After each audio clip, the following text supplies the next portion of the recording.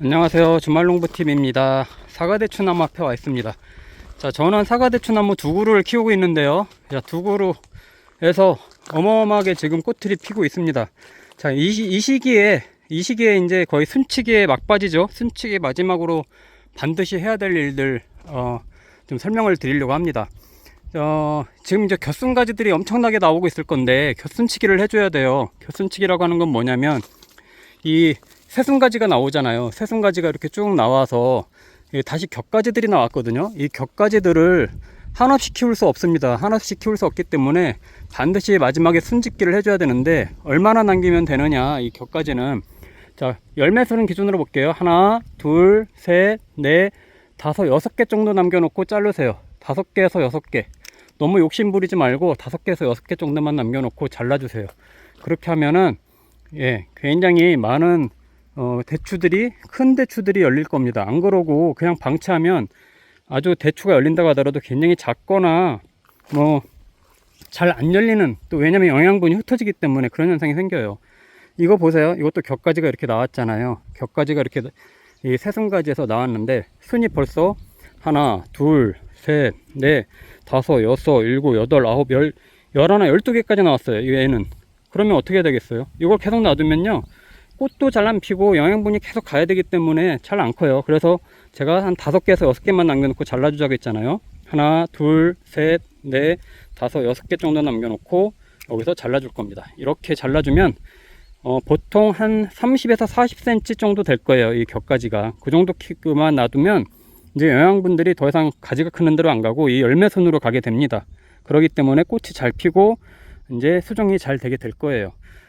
그래서 너무 욕심 부리지 말고 조금 이 가지들을 많이 과감하게 쳐주는 게 좋습니다. 저도 이제 지난주까지만 해도 격가지들이 잘 안 커서 좀 이렇게 기다려 놓고 본 건데, 위에 것도 보세요. 하나, 둘, 셋, 넷, 5개 나왔죠. 여기다 잘라주는 거예요. 과감하게 잘라주고 더 이상 안 크게 여기서도 한 5개 남겨놓고 잘라주고. 자, 이렇게 되면은 이제 얘네가 열매순으로 이제 영양분들이 집중적으로 갑니다. 이제부터는 열매순을 키워야 돼요. 지금까지는 열매순을 맺게 하기 위해서 순치기, 가지치기를 했다면 이제부터는 열매순을 이제 키워야 돼요. 왜냐면 지금부터 이제 꽃이 피거든요. 꽃이 어마어마하게 핍니다. 그러면 요 애들이 꽃이 피고 나서 수정이 제대로 돼야 되는데, 영양분들이 흩어지거나 아니면 이렇게 햇빛을 잘 못 받거나 그러면 이 꽃들이 노랗게 돼서 다 떨어져 버려요. 수정이 돼야 되는데 다 떨어져 버려요. 그렇기 때문에 지금은 이제 그 시기가 이런 곁순치기, 마지막 순맞기 해야 되는 시기고, 그런 걸 이렇게 돌아다니면서 제대로 안 된 게 있는지 이런 거 살펴보고 해주는 게 제일 좋고요. 그 다음에는 이 꽃 피는 거 이제 아마 굉장히 수정되는 것 때문에 굉장히 신경이 쓰이실 텐데, 사과대추나무는 1차, 2차, 3차 개화를 합니다.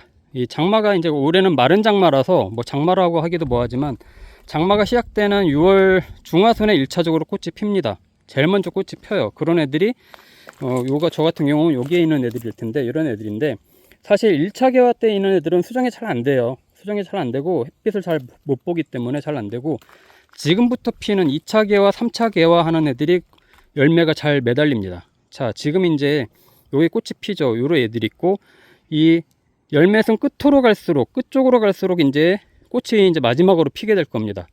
보통은 이 열매순 끝자락에 있는 애들에서 굉장히 열매가 잘 열려요. 그러니까 이 앞쪽에서 열매가 안 열린다고 해서 실망하지 마시고, 끝에 쪽에서 보통 열매가 열린다, 그렇게 생각하시면 이 3차 개화 때까지 기다려야 되겠구나 라고 생각을 하시면 되고요. 대신에 이 수정이 될 때는 저기 지난주에 말씀드렸다시피 햇빛을 잘 보게 해주는 게 제일 좋습니다. 햇빛을 잘 볼수록 이 수정이 잘 되고 낙과가 되지가 않아요. 그리고 이 통풍도 잘 되는 게 굉장히 좋아요.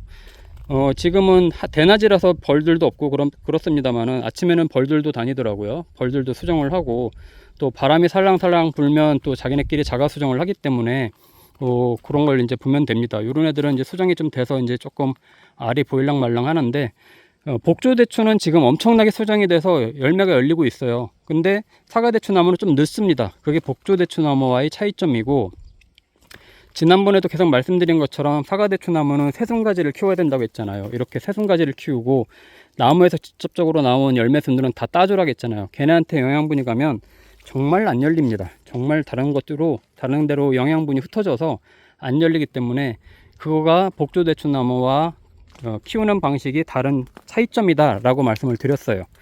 그래서 지금 시기에는 반드시 이제 이 겨순치기 마지막 숨막기를 꼭 해줘야 되는 시기입니다. 이거 그냥 놔두면 영양분이 흩어지기 때문에 열매순으로 영양분들이 안 간다. 그러면 낙과가 굉장히 되기 쉽다. 수정이 되더라도 낙과가 되고 수정이 잘 안 될 가능성이 굉장히 높아서 겨순치기를 해서 영양분들이 열매순으로 가게끔 해주는 게 제일 좋고요. 그 다음에는 가지를 조금씩 벌려줘서 유인을 해주는 게 좋습니다. 유인을 해주고 공기도 통하고 이렇게 햇빛도 동서남북 모든 가지들이 잘 받을 수 있게 해주면은 굉장히 이 수정이 되는데 도움이 되니까 그거 꼭 하시면 좋고요.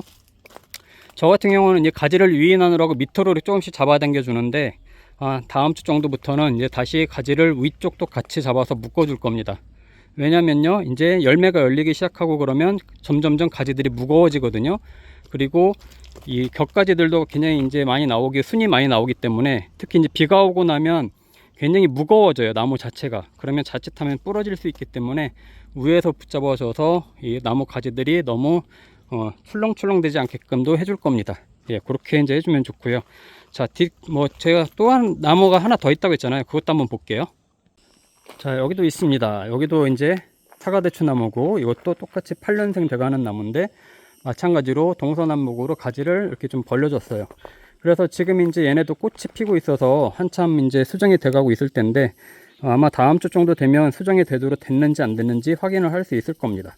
그래서 가장 최상적인 거는 저는 이 열매순 하나에 대추가 두세 개씩만 열리면 굉장히 성공이라고 말씀을 드렸어요. 전체적으로 그러면 수백 개를 수확할 수 있다라고 말씀을 드리는 거고요.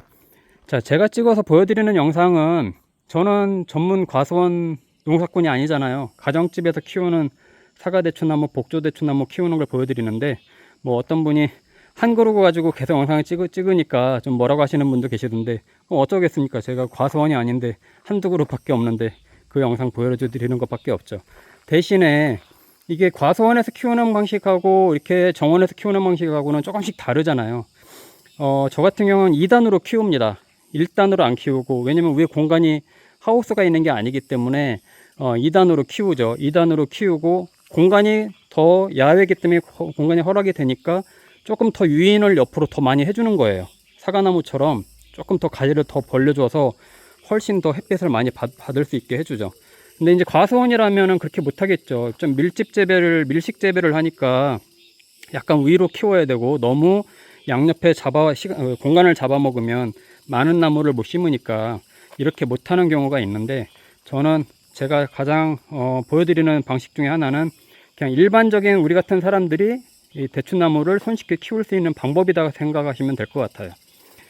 이 나무 제가 사과대추나무 키우는 걸 매년 보여드립니다만은 또 매년 실패하는 분들이 있어요. 제가 이렇게 보여드리는데도 이거를 또 어떤 분들은 그냥 과수원 영상을 계속 보시는 분들도 계시고 그런데 너무 과수원처럼 하면 수확량이 이게 또 하우스 재배가 아니잖아요. 저희 같은 경우는 노지 재배잖아요. 그러니까 환경이 좀 다릅니다. 그런 부분들은 꼭 참고하셔가지고 보셔야 되고 꼭 과수원 영상이 아니라고 해서 이 잘못된 영상이라고 생각하실 필요는 전혀 없다. 라고 말씀을 드리고 겨순치기를 해주면 좋습니다. 자, 사과대추나무 앞에 오니까요. 굉장히 지금 대추꽃 향기가 굉장히 좋은데 이 벌들을 유인하느라고 그래요. 근데 아쉽게도 벌들은 이렇게 뜨거운 낮에는 잘 안 다닙니다. 그래서 아침이나 저녁쯤에 이제 활동을 하는데 저는 그래도 주변에 이렇게 산이 있고 그래서 꿀벌들이 많이 와요. 꿀벌들이 많이 오는데 바람이 많이 솔솔 분다고 하면은 또 자가수정이 되니까 큰 걱정 안 하셔도 되고요. 그리고 좀 뒤늦게 이렇게 순들이 나오는 것들도 있습니다. 뒤늦게. 이런 애들은 잘 보고 판단을 해야 됩니다. 이런 애들을 키울 것이냐 말 것이냐. 저 같은 경우는 위에서 좀 이렇게 키우고 있기 때문에 이런 애들은 잘라줘야 되겠죠. 왜냐면 너무 겹쳐요. 너무 겹쳐. 그러니까 이런 애들은 잘라줘서 중간중간 이 공간을 좀 띄워서 밑에 거하고 위에 거하고 공간을 띄워주는 게 좋고, 나무에서 직접 나오는 아직도 나오는 열매순들은 과감하게 이렇게 끊어줘야 이런 데로 쓸데없는 영양분들이 안 가고 이 새순과지에 있는 이 열매순으로 집중적으로 가니까 그런 거 잘 봐야 됩니다. 병충해 방제 해줘야 돼요. 여기 보세요. 이거 조그맣게 이 자벌레 보이죠? 자, 이런 애들이 조금씩 이제 활동을 합니다.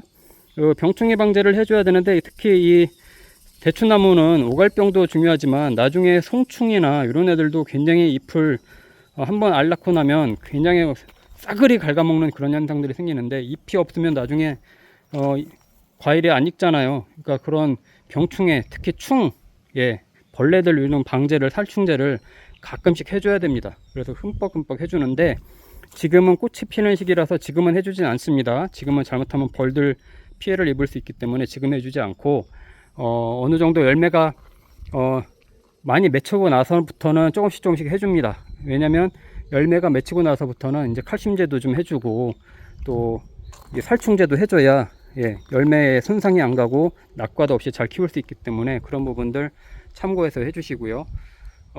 오늘 간략하게 이제 설명을 드렸는데, 제가 복조대추나무 키우는 것도 보여드리고 사과대추나무 키우는 것도 보여드립니다만은, 참고하셔가지고 거꾸로 키우지 않도록, 일반 대추나무하고 사과대추나무가 키우는 방식이 다른데 그런 걸 거꾸로 해서 좀 수확량에 손해를 보지 않도록 하시면 좋을 것 같아요. 결론적으로는 그 얘기죠.